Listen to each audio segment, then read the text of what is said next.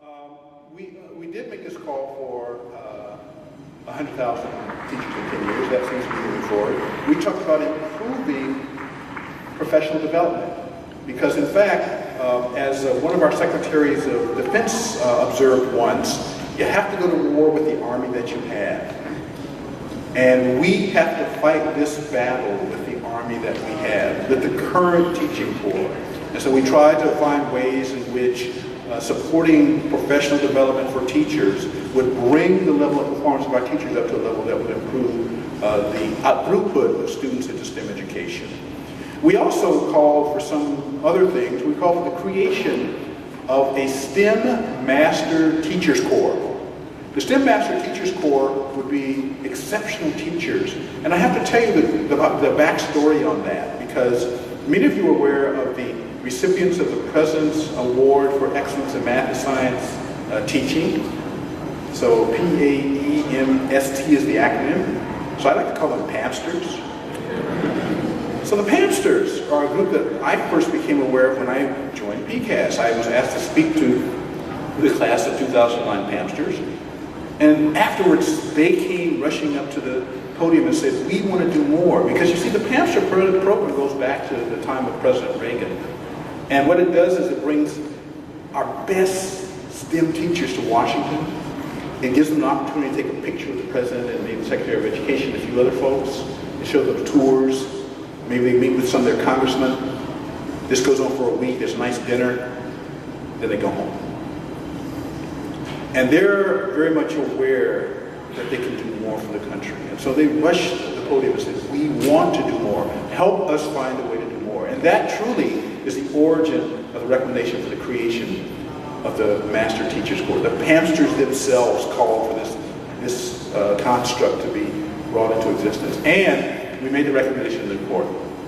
Now this is a recommendation I was worried was orphaned, because we made the recommendation in 2010. We had a meeting with Arnie Duncan and a few of his staff, high-level staff at the Ed Department. They said, oh, we love the idea. And then for 2 years, silence. So if you had seen me maybe 6 or 8 months ago, I would have been telling you this is one of the recommendations of the report that I was most disappointed had not been taken up. However, during the summer, something rather remarkable happened. The President of the United States endorsed this idea of a STEM Master's Teacher Corps. And at that level, you know, words are nice, but he also endorsed committing $100 million to the program in its first year. And so I was ecstatic that this seemingly orphaned recommendation had suddenly been brought back to life. But it gets better, because the President has also made a commitment to call for an additional $900 million to be committed to this program once the new Congress gets into session. So we're talking about $1 billion for STEM teachers in this country. Now the point of this program is to create something that, from the level of policymakers, we look at on the terrain and we find some missing elements. You know, there's no such thing as a National Academy of Education in this country, a National Academy of Teaching. And so some of us think that if you could create such an entity, it might powerfully impact the way teaching is pursued in this nation. Now, the PAMsters and this STEM Corps is not the National Academy, but maybe if we give this enough time to ferment, that you will find that out of this process naturally emerges leaders who can call on the nation to help and assist in the creation of a true National Academy associated with the idea of pursuing teaching excellence at the highest levels. That's my dream. Now, that's not what the President has said, so let me make that very clear. The President hasn't said he likes that idea, but that's my personal dream. I should also tell you that nothing that I say in this room should be, except where I say it's done, nothing should be taken to be an official statement of the administration, because we are private citizens of PCAS, and we are not empowered to speak for the administration. We can only tell you of the view that we have on the policymaking terrain as we watch it. The report also has another orphan recommendation, which it's very difficult to see how it will come to pass. there was a recommendation that we create 1,000 STEM-themed schools at the K-12 level, with only 200 being in high school, and with the remaining 800 being middle school and below. Now, what's a STEM-themed school? Well, you folks know what those are. You've heard of the Bronx High School of Science. In Washington, we have Thomas Jefferson High School for Science and Technology. There's the Illinois Math and Science Academy. There's the Governor's School in North Carolina. These are fantastic entities that are producing the very top of our distribution of young people going to STEM. Why not open that opportunity up to more of our population? Why not make a more continuous process where young people could start along that path much earlier than before they get to high school? And that's what this particular recommendation is about. We've also recognized the importance of something that happened in the discussion around the table at lunchtime with David Pines and a group, namely out of school and after school engagement is something that the first report has as one of its principles about a policy lever that we need to figure out how to exercise more vigorously in this country. So those are the recommendations that I think are the highlights. We had some programmatic recommendations about how the Department of Ed could do some of these things. We asked for more accountability because we think that transparency is enormously helpful in trying to solve problems. And that's all I want to say about the Prepare and Inspire report. But in the Q&A, I'm happy to go back and visit that. And if you think there are things that you think are important that I have left out, please bring me back that. The other part of my comments, and I don't know how much time I have 5 minutes. The other parts of my comments I'm going to direct to our second report, Engage to Excel. In our second report, we first of all did something that at the time seemed rather revolutionary. Namely, we asked the question, if you look at the STEM education pipeline, what are its leakiest parts where you might imagine you have resources to make a difference? Because it's got a lot of leaky parts that if you had an infinite amount of money, you could probably fix it all along the way. But we said with limited investment, what part of the pipeline looks to be the critical place that you might exercise some care and get some felicitous results? And we decided that the first 2 years of post-secondary education was a place that you could do that. It turns out that there's another reason why we did that. As you know, our country has not recovered fully from the economic devastation that took place in 2007, 2008. In fact, that was the worst financial calamity to strike our country since the crash back in the 20s. And one of the really weird things about this particular recovery is we have 20, perhaps 14, 16, 18, 20, maybe more million Americans who cannot find jobs. But there are at least several 100,000 jobs and perhaps as many as 3 million jobs in this country right now that we cannot find Americans to fill. It's a very strange situation to be in. And these jobs, a lot of them have the character that they're not the kinds of jobs that necessarily require a BS in STEM training, but they draw on the kinds of skill sets that people in this room have developed from working in physics. So one example I tell policymakers is that if you don't know what CNC means, you should go look it up. Computer numerical controls.